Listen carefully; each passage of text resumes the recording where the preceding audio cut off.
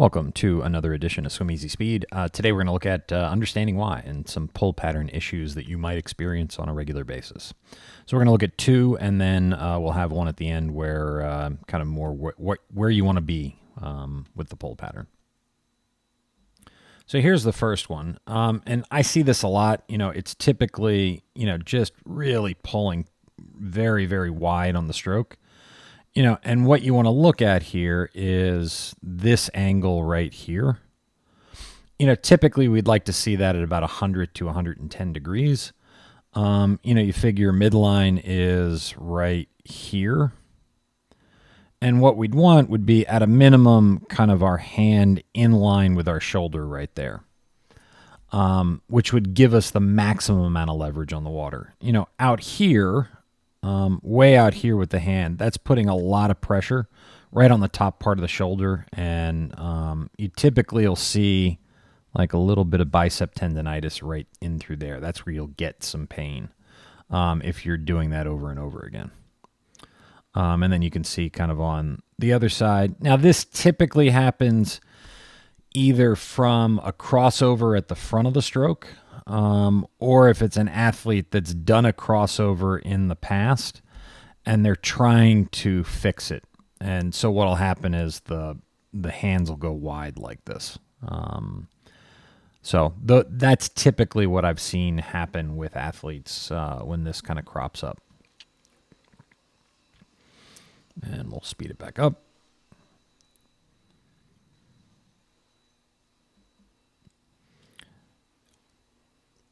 And then, the one thing that you'll be able to see, we'll have an overhead view here in a second. You'll be able to see, so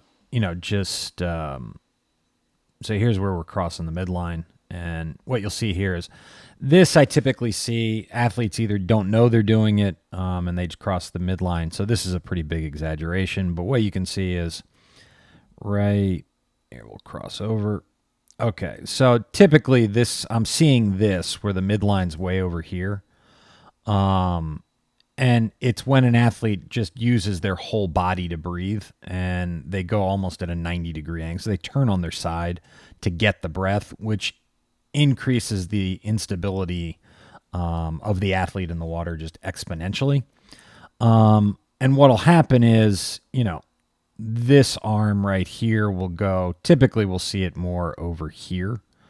I was having a tough time doing this, trying to demonstrate it. So, forgive me, it was way, way exaggerated, but, typically that's what you're going to see in terms of, this crossing over.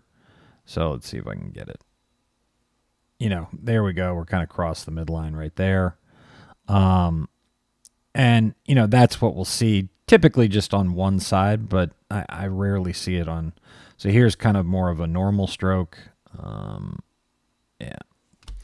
So there you are, about 110. There's midline. There you are, kind of in line with the shoulder.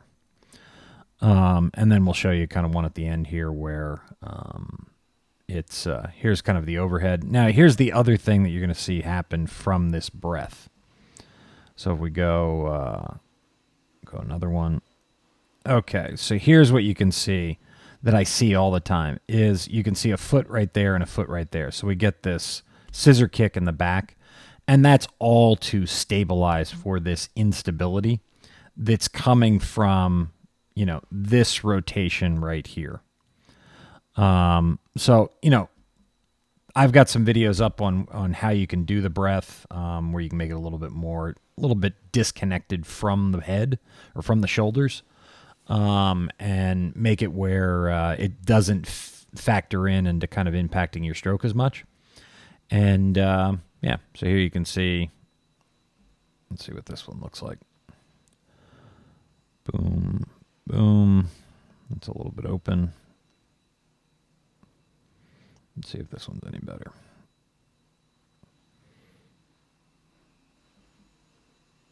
Yeah, there you go. So that one's a little better. Let's see what the right looks like. Looks like I'm going a little wide. There we go. And then you figure midline's right there. There's that. So that's kind of what we're looking to do. You're just looking to create as much stability as you can. And always want to remember that an athlete is only able to generate as much power as stability that they have. And this applies to swimming, biking, running, basketball, baseball, football. Doesn't matter the sport. If you don't have any stability, you're not going to be able to express the most amount of power, and certainly not power efficiently. So as always, thank you for tuning in. Please like, share, comment, subscribe. All of those things help out the channel and kind of bumping these videos up, and I can then still keep on making videos for you guys. So, and sharing content. As always, thanks again for tuning in, and hope to see you in the pool soon.